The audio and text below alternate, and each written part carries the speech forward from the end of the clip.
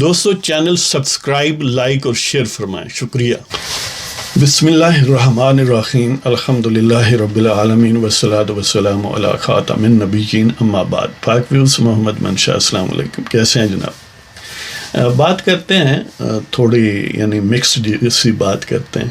ایک کہ غدار کہا جا رہا ہے یا صادق، اور دوسرا خان صاحب نے یہ فرمایا ہے، کسی جرمن میگزین کو انٹرویو دیا ہے تو یہ کہا ہے کہ وہ تو جو ان کی خاتون ہیں، بیوی ہیں پیرنی صاحبہ، وہ ان کی دوست ہیں اور ان کی وجہ سے وہ بچے ہوئے جی، ورنہ وہ برباد ہو جاتے۔ تو پہلے تو غدار کی بات کرتے ہیں۔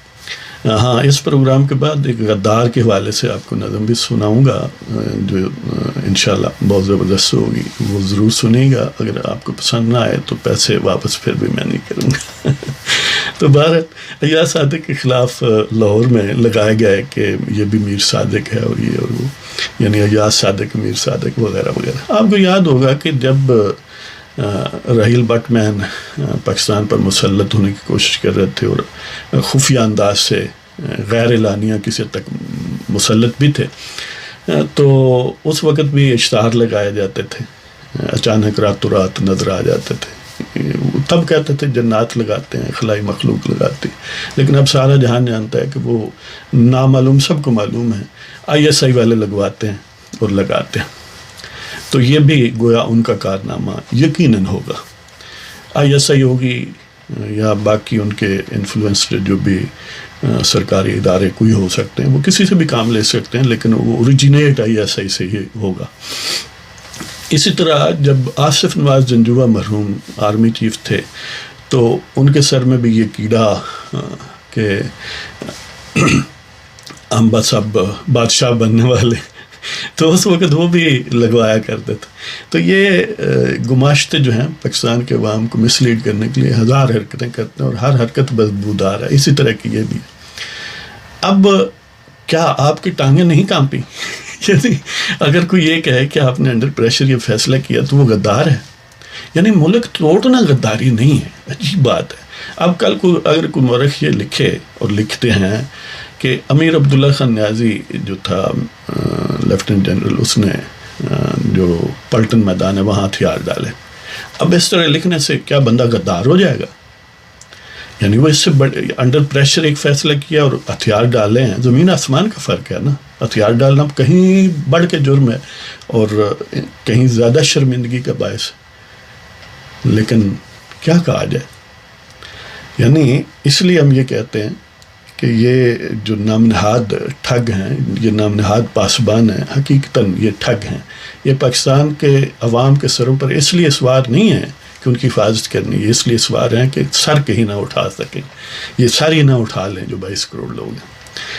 تو غدار وہ ہوتا ہے جو 22 کروڑ لوگوں کے فیصلے کو سبورٹ کرتا ہے، ان کو سٹیزن شپ رائٹس کو سپریس کرتا ہے اور 3 لاکھ مسلح لوگ لگا کے الیکشن چراتا ہے، جو ہتھیار ڈالتا ہے، جو پاکستان کے عوام کو پکڑ کے بیچتا ہے، کسی حملہ آور کا دست و بازو بنتا ہے، حملہ آور کے خلاف مزاحم نہیں ہوتا، وہ سارے سیکیورٹی اپریٹس کو اس کے قدموں تلے، حملہ آور کے جارے کے قدموں تلے رکھ دیتا ہے اور اپنے لوگوں کو موقع دکھاتا ہے۔ ان لوگوں کو غدار کہتے ہیں۔ اس کی موجودہ ورژن جو ہے وہ قمر باجوہ ہے۔ جب کشمیر کی بات کرتے ہیں تو اس کی چندھا جاتا ہے، اس کا دماغ کام نہیں کرتا، آنکھیں دیکھ نہیں سکتی، لیکن جب پاکستان کے عوام کی بات آتی ہے تو اس کی گردن میں خاصا سخت سریا کو 2-4 اکٹھے آ جاتے ہیں، یعنی ایسا نخوت اور رونت سے بات کرتے ہیں۔ تو غدار وہ ہیں، ایاز صادق غدار نہیں ہے جو حقیقت بیان کر رہا ہے۔ اسی طرح خان صاحب نے یہ فرمایا ہے کہ وہ پیرنی کے سبب سے، اور پیرنی ان کی دوست ہے۔ اچھا، ہم سمجھے تھے کہ بیوی ہونا دوست سے بڑھ کر چیز ہے لیکن اب پتہ چلا ہے کہ اصل میں دوست بڑھ کے چیز ہے۔ تو وہ کہتے ہیں کہ وہ میری بیوی صرف نہیں ہے، وہ دوست ہے۔ یعنی یہ ایک مغرب سے لی گئی فریزز میں سے ایک ہے جس کی زہرناکی اس میں چھپی ہے، لیکن ہم غور نہیں کرتے۔ کہیں گے میرا بیٹا ہے لیکن میرا دوست بھی ہے۔ وہ بیٹا ہونا بڑی بات ہے یا دوست ہونا بڑی بات ہے؟ کوئی بیٹا کہے گا میرے ابو ہیں نا لیکن میرے دوست بھی ہیں، کیا ادروائز ابو دشمن ہوتے ہیں؟ اس طرح خان صاحب فرماتے ہیں کہ پیرنی ان کی بیوی سے زیادہ دوست ہے. وہ خدا کے بندے جو بیوی ہوتی ہے اس میں دوستی انکلوسیو ہوتی ہے. سمجھتے ہیں؟ یہ کہنے کی ضرورت اتنا کافی ہے کہ فلاں میری بیوی ہے یا فلاں میرا شوہر ہے یا فلاں میرا باپ ہے یا فلاں میرا بیٹا ہے. وہ اتنی بڑی عزت ہے، اتنی بڑی ٹرم ہے کہ اس میں یہ معمولی جو ہے نا ساتھ اس کے پیوند کاری کرنا یہ ایک احمقانہ بات ہے، لیکن اکثر ہم کرتے رہتے ہیں. تو بہرحال پیرنی کے یعنی کرامات میں سے ایک ہے کہ خان صاحب بچے ہوئے ہیں، یہ وہ فرما رہے تھے. اس میں ایک اور انٹرسٹنگ میں بات یہ کرنا چاہتا ہوں کہ کس طرح یعنی پروپیگنڈے سے چیزوں اچھائی کو برائی میں بدل دیا جاتا ہے. یعنی پیرنی سے وہ مشورہ کرتے ہیں. مجھے بڑی خوشی ہے اس لیے کہ خامد کو بیوی سے مشورہ کرنا چاہیے اور بیوی کو خامد سے اور خامد کو بیوی سے. اس طرح بیٹے کو باپ سے، باپ کو بیٹے سے مشورہ کرنا چاہیے. یعنی جو بھی آپ کے قریب ترین سرکل ہے، آفیشل ہے یا ان آفیشل ہے، انفارمل ہے یا فارمل ہے، مشاورت کرنا بہت اچھی بات ہے، قابل تعریف ہے. یہ بھی کسی کو شاید اب یاد آ جائے کہ میاں صاحب کے متعلق جو پروپیگنڈے کیے گئے اور مذکر خیز باتیں مشہور کی گئی، ان میں سے ایک یہ بھی تھی کہ وہ کہتے ہیں میں ابا جی سے بات کر لوں. یعنی کوئی عام ایشو ہے تو وہ کہتے ہیں میں ابا جی سے بات کر لوں. حالانکہ یہ ایک مشرقی بیٹے کی اور جسے خاندانی روایات یا اپنے والدین کا احترام جس کے ذہن میں سمایا ہوا ہو، جس کی اچھی تربیت ہو، یہ اس کی عکاسی کرتا ہے کہ وہ کہتا ہے میں اپنے ابو سے بات کروں گا یا کر لوں گا یا مشورہ کروں گا.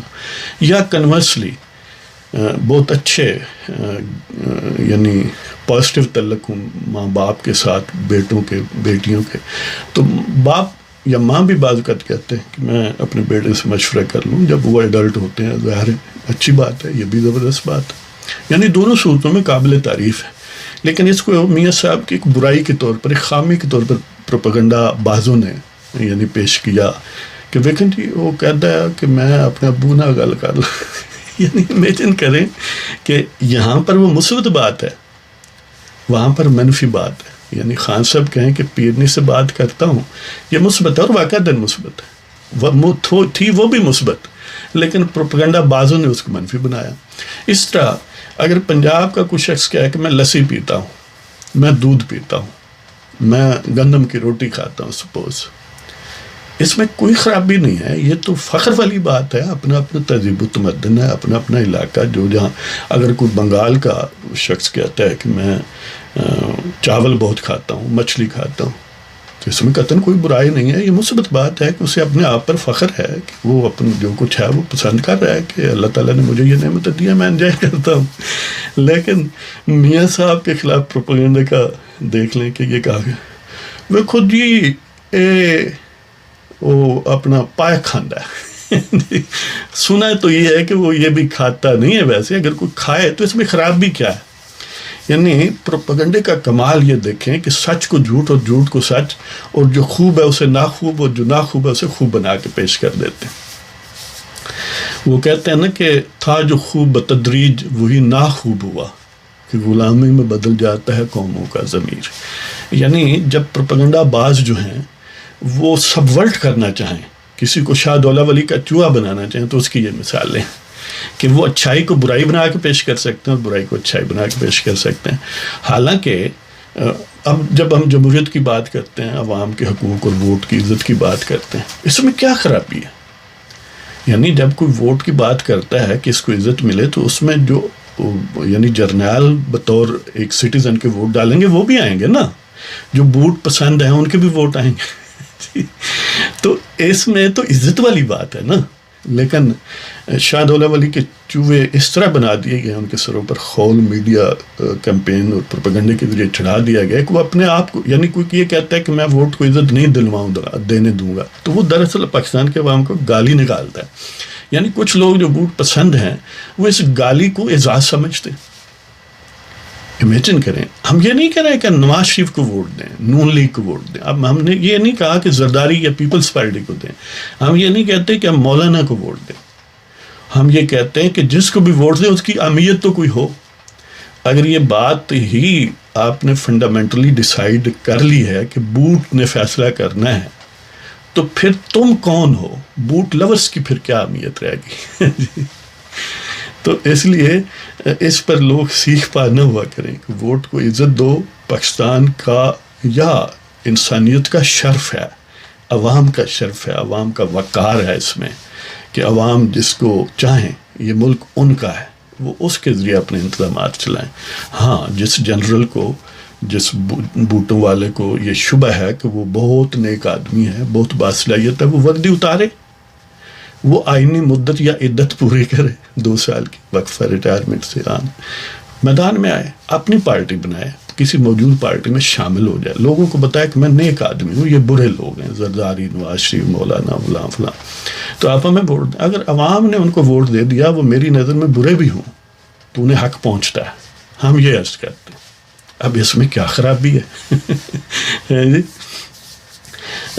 ہم اگر یہ کہیں کہ فلاں شخص کو ووٹ دو، تو آپ اس میں، اب دیکھیں، برا نواز شریف ہے، غدار نواز شریف ہے، لیکن آپ نے 22 کروڑ لوگوں کو حقوق سے محروم کر دیا. ماروں گھٹنا پھوٹے آنکھ. یعنی دشمنی مجھ سے ہے، لیکن آپ نے حقوق پڑوسیوں کے بھی غصب کر لیے.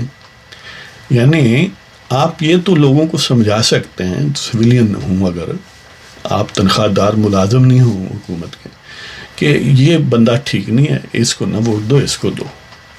لیکن یعنی یہ عجیب اس میں لنک ہے کیا؟ میں برا ہوں، لہٰذا 22 کروڑ لوگوں کو ووٹ کا حق نہیں ہونا چاہیے. نواز شریف برا ہے، 22 کروڑ لوگوں کو حق نہیں ہونا چاہیے. مولانا صاحب سے ہم مطمئن نہیں ہیں، یعنی بوٹوں والے مطمئن نہیں، لہذا 22 کروڑ لوگوں کو ہم ووٹ کا حق نہیں دیتے. وہ 22 کروڑ لوگ اور ہیں، مولانا نواز شریف اور ہیں. یہ الگ بات ہے کہ 22 کروڑ لوگوں کو جب فریلی چوز کرنے کا موقع دیں تو وہ ان لوگوں کو چوز کرتے ہیں، ان کی مرضی ہے نا بھائی. تو اس کے ساتھ ہی آپ کی اجازت چاہتا ہوں جناب. اگر آپ کو ہمارا چینل پسند ہو، سبسکرائب کریں، شیئر کریں، لائک کریں. اجازت دیں. خدا حافظ.